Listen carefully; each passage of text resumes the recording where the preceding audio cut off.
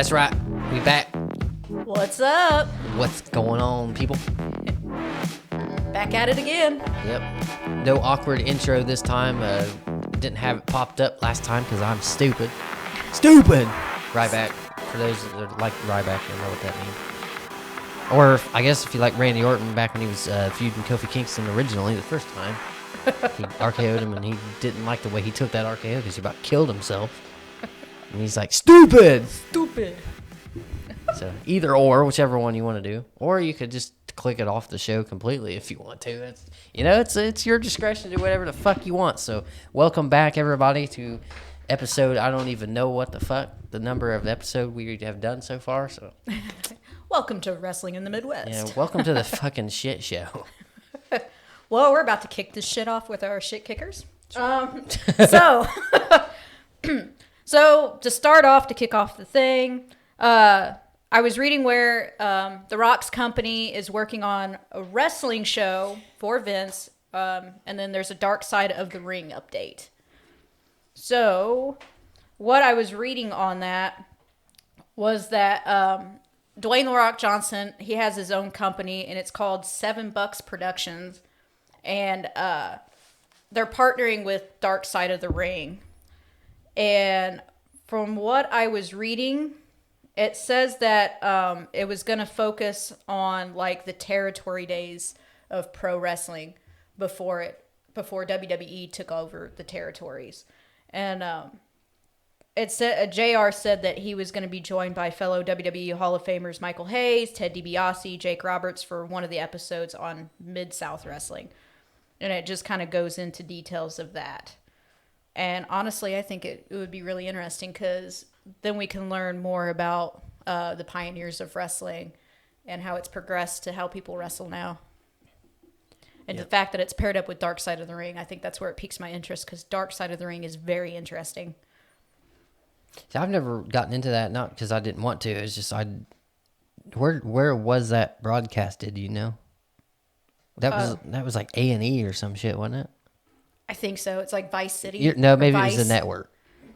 Maybe I don't know. I think Vice was like a totally separate thing. Okay, And I feel like some of the things they talked about or the topics they talked about, I don't know if Vince would completely agree with it because it's showing like what happens behind the scenes that we don't know about. And some of it was really sketchy stuff. Yeah.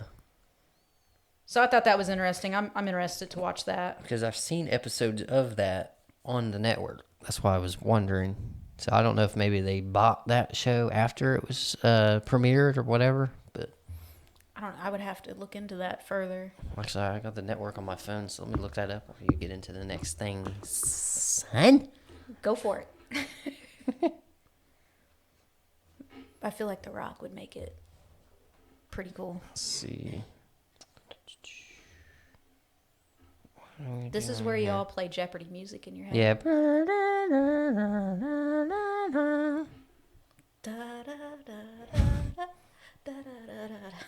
What am I looking? Oh, I guess I could just search it like and not so much of an idiot.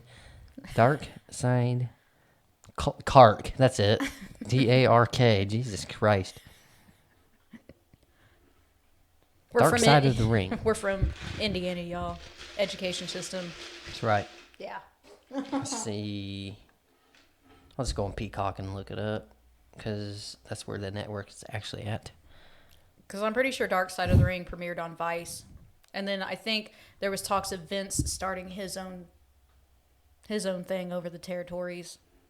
Now, I'm a little confused on whether this is all going to be one big thing or if there's going to be two separate wrestling shows about territories. That I'm going to have to look further into. If you guys know anything about it, you know what to do. Put it down in the comment section. That's right. Let's see here. I'm looking. I swear to God, I've seen it on network. If it's not on here, then I guess. Now, I know some of them have probably talked about the territory days, maybe on the Table for 3 or Table for 2 or whatever that one was called. But yeah, I know about that one. That one's actually interesting. I watched that one's really several good. of those. I like Steve Austin's new show. He actually dropped his podcast to do this because it's once a month. He thought it's once a month, and he probably gets paid way more to do these. So Oh, I really like Stone Cold's podcast. I really do. I was interested in Yeah, those. it was pretty cool. I think his very first his very first guest was John Cena. Was it? Yeah, I was watching an old episode of Raw, and it was around the time that he started his podcast, and they announced it on Raw. That's the only reason I know. Yeah. I also liked his, like, what was it called? Like the Broken Skull Challenge or whatever. I thought that was pretty interesting too. Broken Skull Sessions. Yeah, Yes. that's the new one that he's doing. I'm trying to find here. I'm interested to see Undertaker's. Yeah, absolutely. Just some of the stories that he hasn't been able to really tell, and that people haven't actually asked him yet. I think it's kind of refreshing to see him out of character now that he's retired, and we actually get to see Mark. Right. It's refreshing. It's I very like weird, though. It is weird to some extent because my whole life he's Undertaker. Right. But I guess this whole episode is going to be me on my phone until I find this shit. That's the only thing. I wish Peacock wasn't. If anybody's watching and you own Peacock or you run Peacock or you make decisions for Peacock, make the damn thing easier to utilize. Please. Because I know I'm not the only one that's had problems with it. Yeah, I'm not seeing it, so I was probably wrong. But I'll look into it further. That was my first little thing. right on. Second thing I discovered while looking through the news, it said that Cody Rhodes reveals a former WWE star that influenced him to return. And when I was reading on that, it ended up being DDP. DDP told him, hey, as long as you're confident and you feel good about changing companies, I'm confident for you and I'm confident in you. And I don't know. I thought that was a really nice story to read. Said they were talking over some drinks.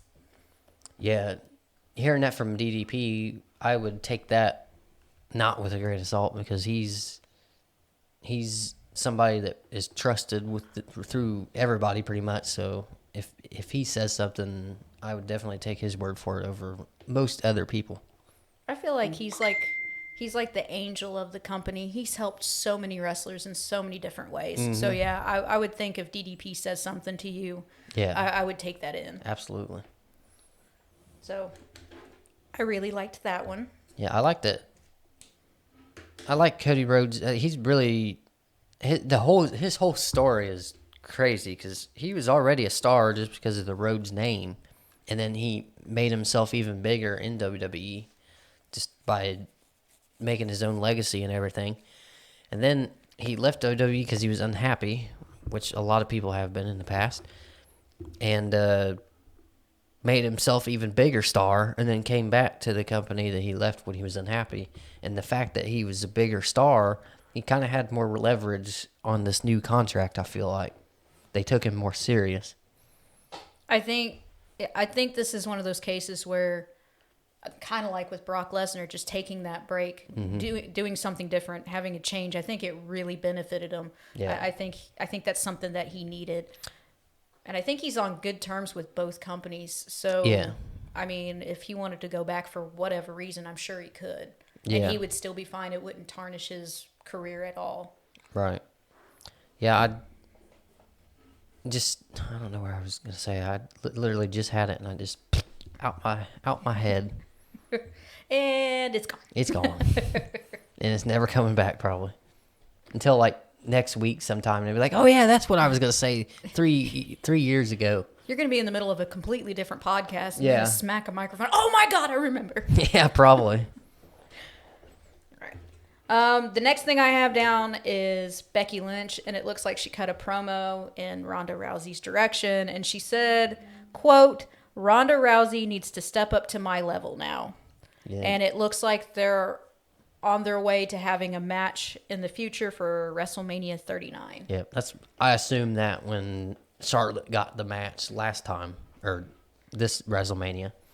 So, yeah, I was, because people wanted to see that. I was like, there's always next year. And it doesn't even have to happen at WrestleMania. It could happen any time, and it'd still be a big match. Like, don't get me wrong. Like, I mean, I don't really care for Charlotte Flair, but she is a great wrestler. She deserves whatever push she's getting. But I also think Becky Lynch would, like, I think she's a top dog too. So I'm kind of interested to see how this match would go. Yeah. And at this point, the main event of WrestleMania 35, the two women that were in that match that weren't Ronda Rousey are the only two in WWE history to ever pin or submit, which nobody's ever submitted Ronda Rousey, but anybody that's pinned Ronda Rousey are those two people. So, yep. So I'm interested to see how that storyline's going to go up until that point. yeah, I think We've got a year. I could be wrong, but maybe the story that they're writing here is similar to the Undertaker streak being broken by Lesnar, and then 3 years later, Roman Reigns beating the Undertaker at WrestleMania. So now these are the two people that only two people in history that's ever beaten the Undertaker at WrestleMania. That next year they have those two people see who's better. I think that really draws some attention to it as a sport, at least. Yeah, it makes it interesting because you got two people who think they're top. Like you can't take them, and then you put those same similar personalities together in the ring. Right. Yeah, that would be interesting. But I think maybe they could, maybe they're not, but I think what they could do is have this similar storyline of Becky Lynch beat Ronda Rousey in the triple threat match at WrestleMania 35. So, and then Charlotte beat Ronda Rousey at WrestleMania 38. So if Becky Lynch pins Ronda Rousey at the next WrestleMania, then the next WrestleMania could be Charlotte versus Becky Lynch to see who is better out of the two people in history that beat Ronda Rousey. And it would be interesting because I believe, aren't they both heels right now? Yes. So I would be curious to find out who the babyface is supposed to be in that, unless they keep them both heels, because they both got the whole persona of, I'm better than that right now, as any heel would. So, yeah, I'd be interested to see how that would turn out as well. Which you don't really have to have the babyface heel thing all the time. I think those two could still have a killer match without having a clear who you should root for. It gives people their own. They can root for whoever the fuck they want. Like now you get to cheer a heel, which right, you can mix reactions for both, and they did a very good job at that when the Shield versed the Wyatt family way back, the original time that the Shield was a thing, and the original time the Wyatt family was a thing. Those two. So what happened in that storyline for those that may not have seen that? So the Shield was in a qualifying match for the Elimination Chamber. So as a cohesive unit, any member of the Shield as a champion it's pretty much like the New Day. They're all champion. They all have something to prove, or they all have proven something if one of them is champion. So 3 of them being in the Elimination Chamber means that the odds, as the Shield being a champion, one of the 3 being a champion is pretty good when there's 3 of them in there. And then there's, 3 more, so it's they have half the odds instead of 1 out of 6. And it also makes for interesting storylines, especially when you're having to go against your partner. And then that could always lead to other different storylines if they chose to do so, or if they wanted to break the Shield up at that point, they could have. Right. So what happened was during the qualifying match to get into the Elimination Chamber, the Wyatt family screwed over the Shield, not on purpose, but they had a feud with the people they were wrestling that night, and that pissed the Shield off, and then they ended up having a match, and they were both heels at that point, and they kind of pushed the Shield to be less of a coward than the Wyatt family. So you technically could say that the Shield was the babyface of that feud, because during the feud, like leading up to the match, it was like the Shield would have a match and the Wyatt family would come out, and it was very brilliantly done. I'll have to show you after this if you have time, just a small clip of that. But they walked up, like the Shield was on their way out after their match, and then the Wyatt family, the lights went out, whatever, and they come out. So both teams are standing on each side of the ring, and then the Shield would get up on the apron, then the Wyatt family get up on the apron, and then Roman Reigns got in the ring, and then Bray Wyatt got in the ring, And then Bray Wyatt got out of the ring and walked away, and everybody booed. So it kind of made it clear that the Shield was less of a coward, I guess, than the Wyatt family. You know, I've seen a couple of instances where it's been like that. I actually shared something on my social media not too long ago of a match, and it was back in the Nexus days. Yeah. And, like, they kept attacking John Cena. Like, he was obviously the target at the time. Right. And they were having some sort of, like, lumberjack match, and it was just showing a snippet of it. And so John Cena's pretty much getting beat up by Edge and Chris Jericho, and they keep tossing him out, and the Nexus would beat on him, beat on him.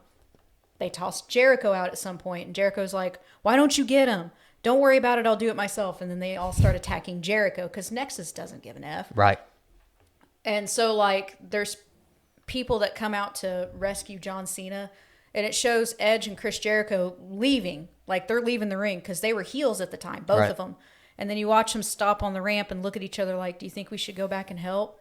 No, let's just keep going. No, I think we should help. And then they go running back to the ring. So you have all these, like, top superstars on one side, and then you have Nexus on the other side facing off. Right. And it was kind of like an impact for the audience, a positive impact, because now you got two heels joining, like, the good side to and take it them seemed on. like a natural turn because they were kind of fighting with whether or not they should have or not. Exactly. Yeah. So, and then, like, any other time I think about, like, babyface, heel, two heels, whatever, I always go back to this match because it's always going to be one of my favorites. But the WrestleMania where The Rock took on Hollywood Hogan. Oh, yeah.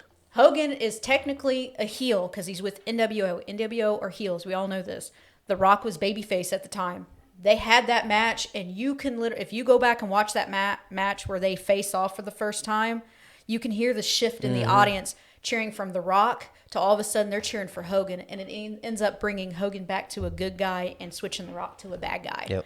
It was very, very cool. Love it. One of my favorites. Yeah, because Hogan ended up getting attacked after that match, didn't he?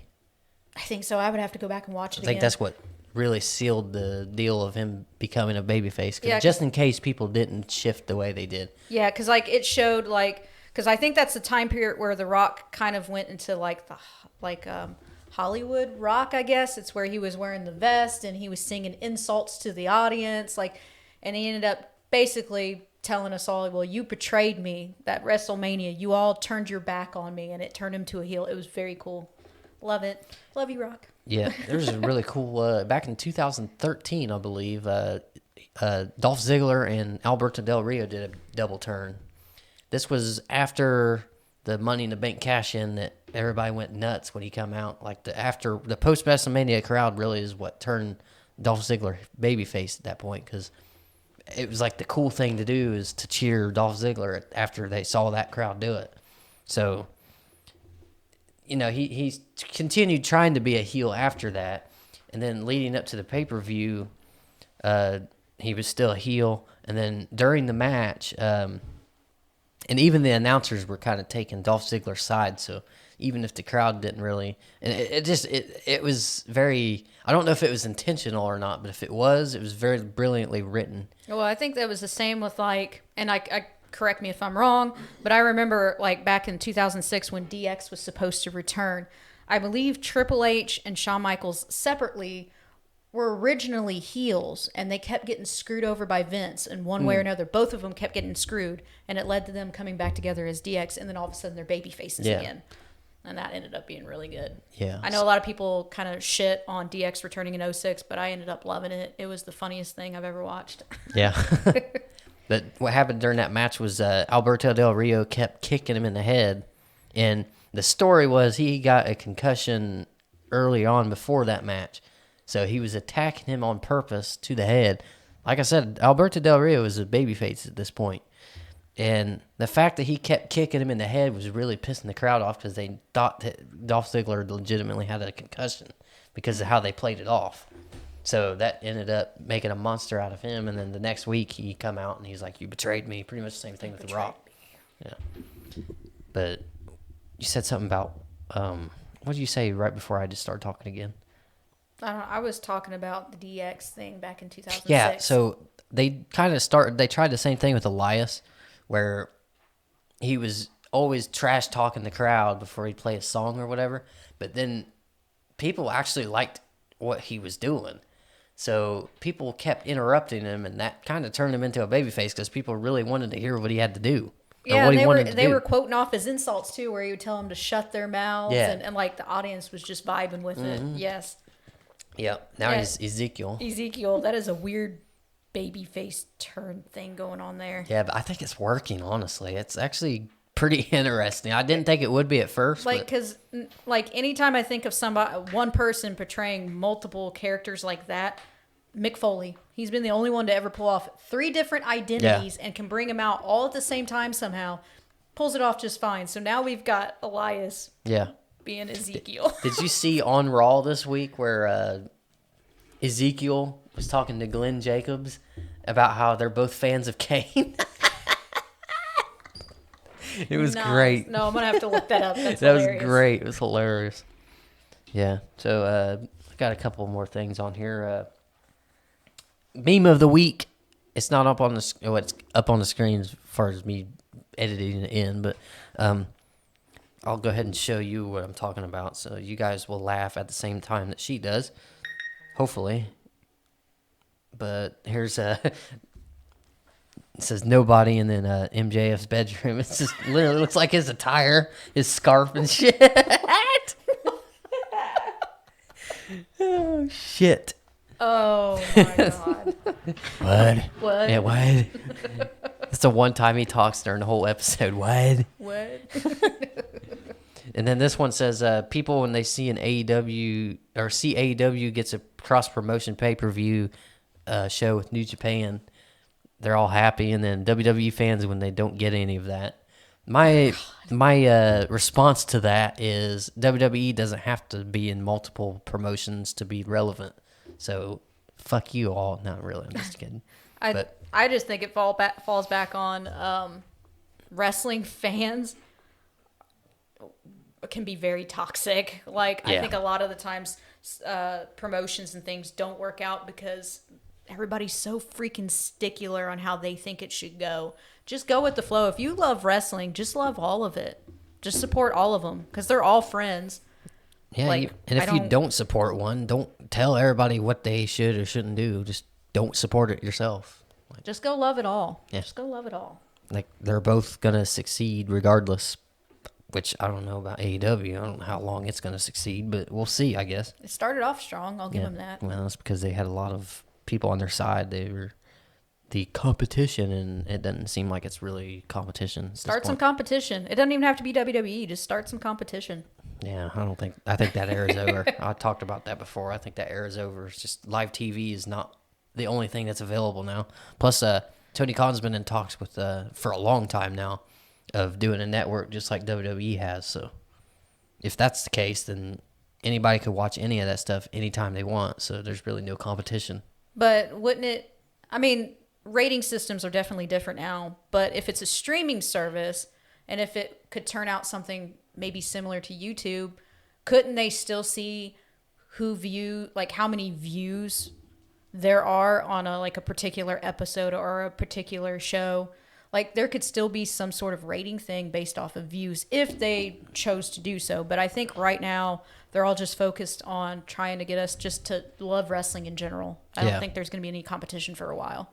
Yeah, WWE's done a good job of not really paying attention to them too much because they're not the underdogs here. The AEW is. So, and they've kind of made themselves that way because they keep mentioning WWE on TV. Like, No, WWE doesn't really mention them because they don't need to. I'm not going to lie.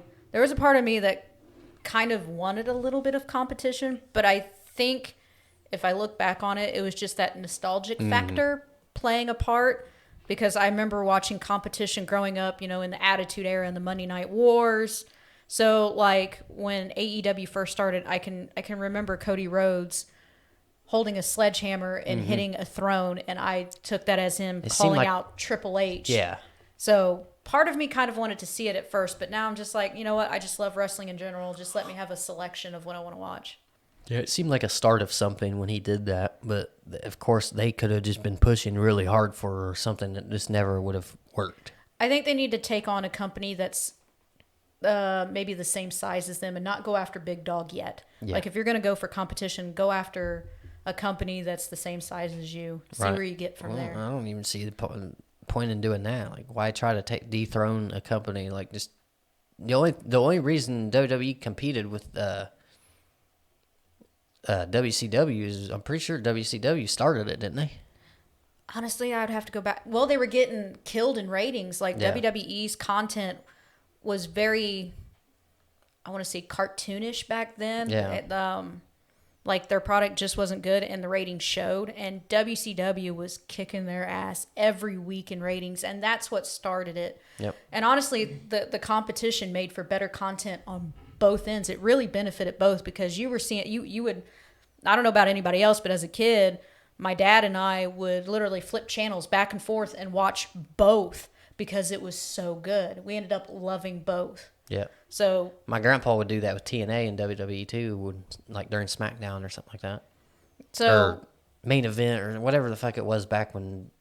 No. There was something. There was some kind of wrestling thing. I don't know if it was Impact or not, or TNA, whatever the fuck you want to call it.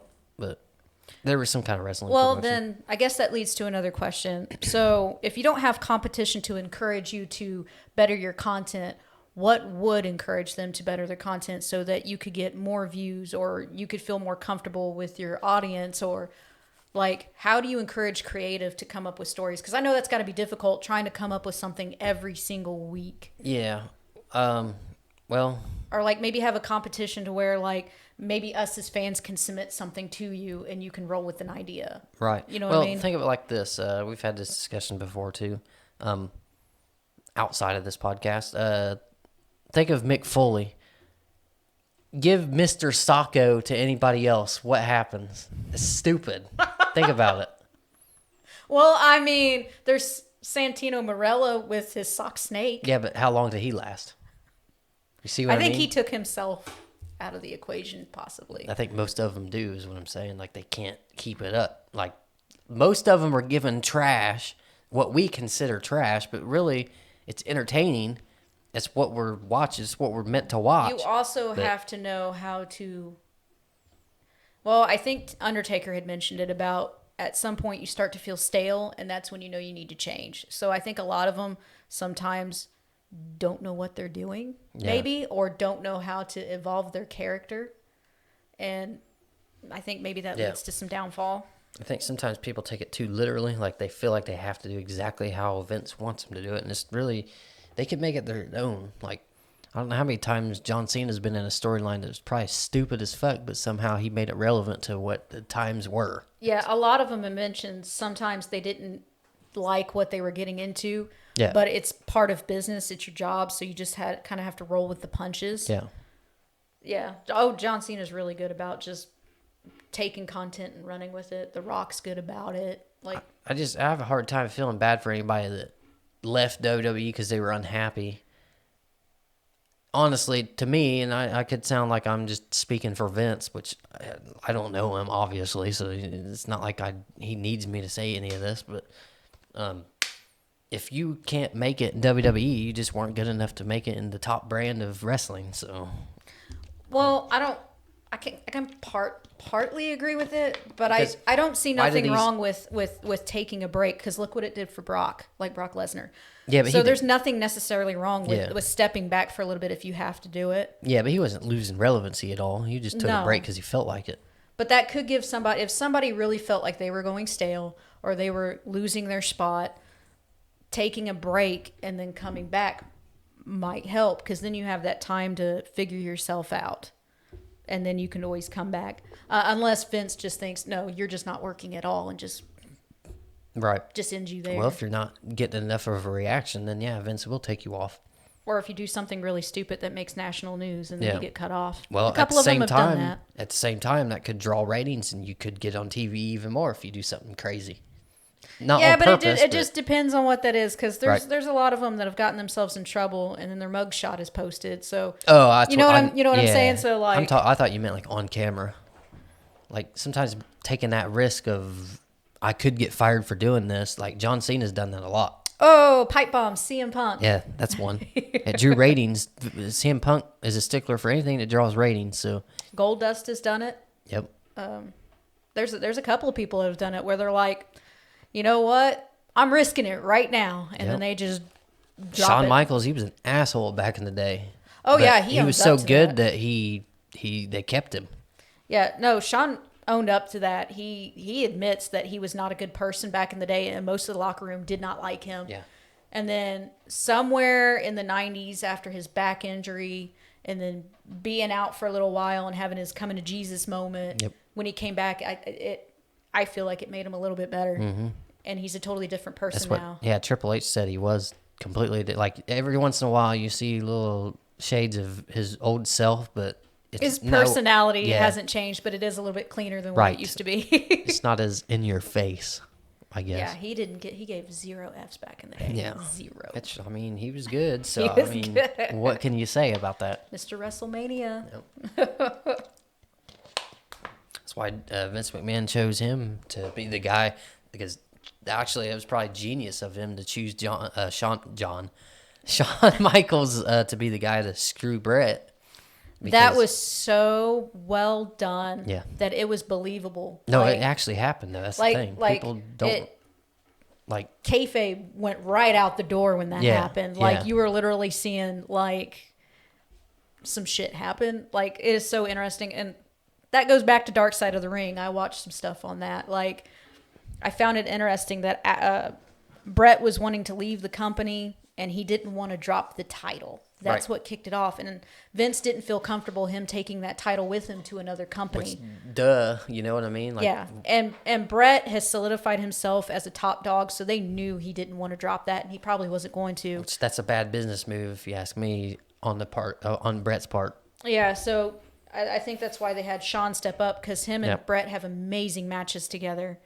And boom, Montreal screw job. And that's how you know that Shawn Michaels is relevant in wrestling, because that could have easily, like, there's probably still people that haven't forgiven him for that. Oh no, I still don't think that most Canadians like Shawn. Like if he goes to, like, anytime he was still in wrestling and they did a show in Canada, he would get booed out of the arena. Yeah, I'm sure he still probably would today. But he was just taking care of business, and like I read into it and watched clips on it. It says that Brett was livid. He spit on Vince, and it was really him hawking a loogie and spitting on Vince. And he told everybody to stay out of his room. He said Vince ended up showing up to his room anyway. And he told Vince, you better be out of my room by the time I'm done with my shower. If you're not, you're in for it. Took a shower, came back out. Vince is still standing in the same spot, and he punched Vince right in the face, knocked him clean out. Yep. Popped him up off the floor. Boom! There was an interview with Vince McMahon a long time ago where he explained what happened. He asked him, why did you stay? You could have left and not got hit. And he said that had been kind of shitty for me to just make this business decision to screw somebody over and then not own up to what I did. It's pretty much, he was trying to be a man and own up to the consequences of it. Like, he was doing it for the company. He wasn't doing it in spite of Brett. That was the thing. He was doing it for the company. And sometimes that can rub somebody you're screwing over the wrong way. Now, I do think that I do think that Shawn and Brett have kind of come to terms with it, and I think they've tried to make peace with it and bury the hatchet, as far as I know. Yeah, I think so. It's obvious that Shawn was just in on it. He didn't make the decision. He was just doing what he was told, which rightfully so, And I think because Brett was so upset, I don't think he thought about that. He just thought, man, like, you effing screwed me, dude. Yeah. Like, I thought we were on the same page. I guess we're not. But I think they've buried that hatchet now. Yeah, so for those that think wrestling's not real, go back and watch that. You'll see that some of it is. Go watch Dark Side of the Ring. Yep. It's interesting. That's right. What we got next? So WWE's going to have their first UK event. It's called Clash at the Castle. And it's going to be April 29th, 2022. Actually, they released the news. Sorry about that. April 29th, which was a couple days ago, according to when this podcast comes out. But September 3rd, 2022, it'll be on a Saturday it doesn't say what time. But I'm assuming just regular pay-per-view time, so probably 8. or 7. Like 7, 8 o'clock. Yeah. Tickets will go out on May 20th. So about Do 20 they have days any from now. like good matches lined up for that night, or is it still in the Um, works? Let me look here, see if there's. It looks like the name of the show was exclusively revealed by the superstar Drew McIntyre during a live event at London's O2 Arena. Let's see, because he's the first ever British WWE champion. Nice. I think he's the only one that they've really announced, which he just announced the pay-per-view. Wasn't announced for the pay-per-view. Okay, so it isn't all the way put together yet, but it's Right. coming. Gotcha. Yeah, it's. Let's see, what day did I say it was? Yeah, no, September. Yeah, it's pretty decent amount of time away from now, so they got some time to figure out who they want on that. So I'm sure they'll book that to hell to make sure they sell it, because that's in a stadium. Yeah, and they love it as much as we do. So that crowd's gonna be like on fire when they come over there. Yeah. Did you hear that? There's gonna be like 4 events besides WrestleMania this year that's in stadiums. Like they're going all out this year. Yeah, SummerSlam, Royal Rumble, and I think Survivor Series are all in stadiums. I used to love Survivor Series back in the day. I'm gonna have to check that one out and see if it's gonna be any good. They kind of ruined that with how the brand split is now. It's not. I don't know. Like Survivor Series, it was just as good, if not sometimes better. I think. Yeah, it was right there with WrestleMania. When they redid the brand split for the first 3 years, it was really good. Like there was some competition. It felt like competition. It was really cool. I mean, look at the talent you had at the time. Like almost like majority of the roster was fighting to be top dogs. So you had all these like legends that were showing up to that. Like, oh yeah, I used to love. Oh, you're talking about the original brand split. Oh yeah, I'm talking because I'm old. That's the best time. Without those times, the best times of wrestling, would be no wrestling right now. So let's see. Last thing I have here is the Bobby Lashley MVP. I just kind of want to give my take on what I think about that. So MVP, I think that was probably one of the best decisions they made for Bobby Lashley, because it gets Bobby Lashley. He's obviously a babyface now, so, and it also keeps Omos hot right now, because he was starting to kind of fall off when I don't think he's good as a singles competitor. But now that he's got MVP as his manager or whatever you want to call it, his spokesperson, I think him as a singles competitor his stock might raise now again. So I have a feeling, this is going to be an early prediction, but I have a feeling Omos is probably going to win via some kind of cheating or something. Well, yeah. Well, not only that, but like his size. Obviously, they're gonna put him over as this large giant. Which like, Lashley beat him fair and square at Mania before MVP turned on him. So, and I mean, I feel like it was going to happen sooner or later anyway. Yeah. It always happens with any kind of tag team or group or manager. At some point, somebody's going to turn. You just know it's coming. So, of course, it would happen. Except for the New Day, they'll always be. I don't New see Day them. rocks. I don't see them ever getting rid of New Day. No, because they're so well loved. Mm-hmm. The day that they split, oh my goodness, Yeah, it's gonna blow the roof off the place if they split them It's up. gonna lose out on a lot of money for WWE because all the merch they sell merch like John Cena numbers, from what I've heard. So well, and man, splitting them off into singles. yeah, Like, which they all started out as singles. So well, yeah. So I know Kofi Kingston would be just fine. yeah, I feel like Big E would be just fine. yeah, I'm not sure about. yeah, because Xavier was kind of iffy when he first started, and I think that group really saved him. Honestly, though, like, I feel like his personality would definitely keep him around because that boy's got some mic skill. I feel like they would keep him around. Yeah, see, he was green back then, though. That's why he was kind of starting to fizzle out. But the New Day almost didn't work either. I found him when they first showed up. I was like, "What the hell is this?" It was very cheesy, but then they kind of grew up. Yeah, grew on me as time went on. I think what really started their babyface run was when The Rock had that promo with him, That was good. And The Rock made a tweet or an Instagram post or something after that, whatever you want to call that segment, and he just talked about how proud he was of those guys and how entertaining they are and stuff like that. And I think that really opened people's eyes up because he said that. I know it did for me. I was like, oh, okay, these guys aren't so bad after all. So I think maybe some other people thought that too, and then people started kind of cheering for him after that.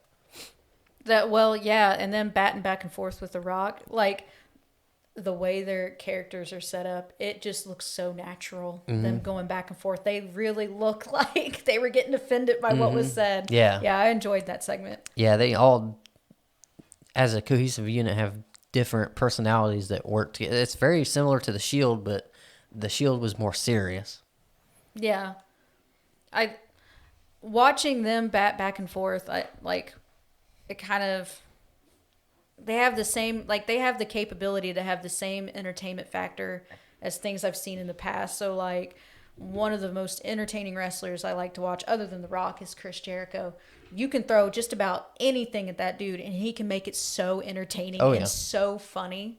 Yep. And his bit with Stephanie McMahon will always be my favorite. Yeah. Always. The way they would bat back and forth, hilarious. And if you're a youngin and you haven't seen it, you should go watch it. It's funny. Go on the WWE Network for $9.99 on Peacock. Exactly. Do it. And we don't get paid to say that either. No, we don't. Yet. And you can go back to any episode you want. You can go back as far as like 1993. Go check that shit out. That's right. Well, that's all I got for this. You got anything? I think I'm good. All right. Well, we appreciate you guys watching, and we will see you guys next time, son.